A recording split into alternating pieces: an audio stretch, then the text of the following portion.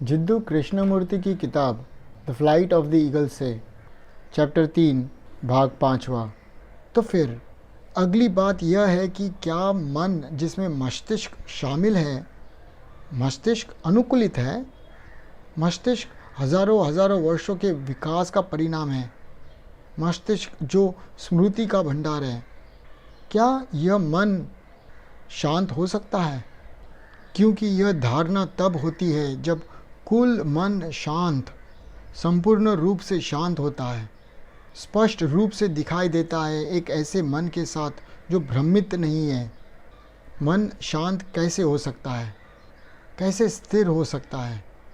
मुझे नहीं पता कि आपने अपने लिए देखा है कि एक सुंदर पेड़ को देखने के लिए या प्रकाश और महिमा से भरा एक बादल देखने के लिए आपको पूरी तरह से देखना होगा, शांति से, चुपचाप।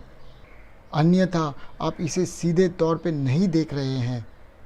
आप इसे कुछ खुशी की छवि के साथ देख रहे हैं या कल की स्मृति के साथ देख रहे हैं। आप वास्तव में इसे नहीं देख रहे हैं। आप इस तथ्य को नहीं देख रहे हैं। इसके बजाय आप एक छवि को देख रहे हैं। तो हम पूछते हैं, क्या मन की समग्रता के साथ जिसमें मस्तिष्क शामिल है, क्या वह पूरी तरह से शांत हो सकता है? लोगों ने यह सवाल पूछा है। वास्तव में गंभीर लोगों ने यह प्रश्न पूछा है, लेकिन वे इसे हल करने में सक्षम नहीं हुए। उन्होंने कोशिश की है, चालाकी का उपयोग किया है। उन्होंने कहा है कि शब्दों की पुनरावृत्ति के माध्यम से, रिपीटेशन से मन को शांत किया जा सकता है। क्या आपने कभी यह कोशिश की है? एव मार्या शब्दों या उन संस्कृत शब्दों का दोहराना जो कुछ लोग भारत से लाते हैं, मंत्र जैसे कुछ शब्दों को दोहराते रहना, शब्द जिससे मन को शांत बनाया जा सकता है। इससे कोई फर्क नहीं पड़ता कि यह कौन सा शब्द है। इसे लयबद्ध कोको कोला कहो, कोई भी शब्द, इसे अक्सर दोहराए और आप देखेंगे कि आपका मन शांत हो जाता है। लेकिन ऐसा दिमाग एक सुस्त दिमाग है, आलसी दिमाग है। यह एक संवेदनशील दिमाग नहीं है, सतर्क, सक्रिय, महत्वपूर्ण, भावुक, तीव्र नहीं है। एक सुस्त दिमाग हालांकि यह कह सकता है कि मैंने एक ज़बरदस्त पारलौकिक अनुभव किया है, लेकिन यह खुद को धोखा दे रहा है। तो मन का शांत होना ये शब्दों की पुनरावृत्ति में नहीं है, ना ही इसे मजबूर करने की कोशिश में है। बहुत सारी चालें खेली गई है मन पर उसे शांत करने के लिए। फिर भी हम अपने भीतर की गहराई से ये बात जानते हैं कि जब मन शांत होता है तो सब कुछ खत्म हो जाता है। तब सच्ची अनुभूति होती है, रियलाइजेशन होती है। मन जिसमें मस्तिष्क शामिल है कैसे पूरी तरह से शांत हो सकता है? कुछ लोग कहते हैं कि ठीक से सांस लो, गहरी सांस लो, अर्थात अपने रक्त में, खून में अधिक ऑक्सीजन प्राप्त करो। एक छोटा मन, दिन ब दिन बहुत ही गहरी सांस लेने वाला एक छोटा सा मन काफ़ी शांत हो सकता है। लेकिन यह अभी भी वैसे ही है, एक घटिया और तुच्छ दिमाग। या योगा का अभ्यास करें। फिर से इसमें बहुत सी चीज़ें शामिल हैं।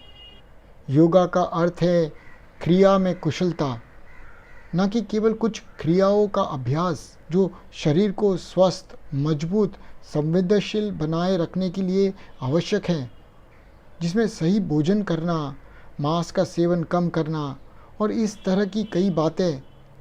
हम नहीं जाएंगे उन सभी बातों में। उस सब में शायद आप में से कई लोग मांस भी खाते होंगे। कार्रवाई में कौशल शरीर की संवेदनशीलता की मांग करता है।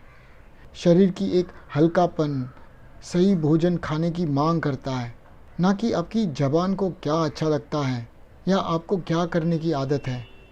फिर हमको करना क्या है? ये प्रश्न कौन कर रहा है? हम बहुत स्पष्ट रूप से देखते हैं कि हमारा जीवन अव्यवस्थित है। डिसऑर्डर में हैं, बाहर से भी और अंदर से भी अव्यवस्थित है, और फिर भी हमारे जीवन में ऑर्डर आवश्यक है, जैसे कि हमें गणित में, मैथमेटिक्स में दिखाई देता है। और यह ऑर्डर केवल अव्यवस्था का अवलोकन करके ही आ सकता है, ना कि दूसरों ने क्या कहा है या आप स्वयं क्या सोचते हैं कि ऑर्डर क्या है। देखने से, विकार या डिसऑर्डर से अवगत होने से, उसमें से ऑर्डर आता है। हम यह भी देखते हैं कि मन को शांत, संवेदनशील, सतर्क होना चाहिए, किसी भी तरह की आदत में नहीं अटकना चाहिए, भले वे शारीरिक हो या मनोवैज्ञानिक। ये कैसे हो सकता है? ये प्रश्न कौन कर रहा है? क्या दिमाग यह सवाल कर रहा है, जो हर समय बकबक कर रहा है? दिमाग जिसमें इतना ज्ञान भरा पड़ा है, क्या इसने कोई नई बात सीखी है? कहता है, मैं बहुत स्पष्ट रूप से तभी देख सकता हूँ जब मैं शांत होता हूँ, इसीलिए मुझे चुप रहना चाहिए, शांत रहना चाहिए। फिर यह कहता है, मैं कैसे शांत रहूं? निश्चित रूप से ऐसा प्रश्न अपने आप में गलत है। जिस क्षण यह पूछता है कि कैसे शांत रहूं, यह एक प्रणाली की तलाश कर रहा है, और इसीलिए पूछताछ की जा रही चीज़ को ही नष्ट कर रहा है।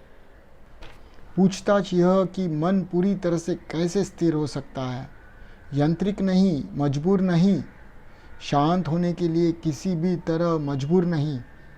एक मन जो मजबूर नहीं है, वह असाधारण रूप से सक्रिय, संवेदनशील, सतर्क है। लेकिन जब आप पूछते हैं कैसे, हाउ, तो पर्यवेक्षक और देखी गई चीज़ के बीच विभाजन होता है।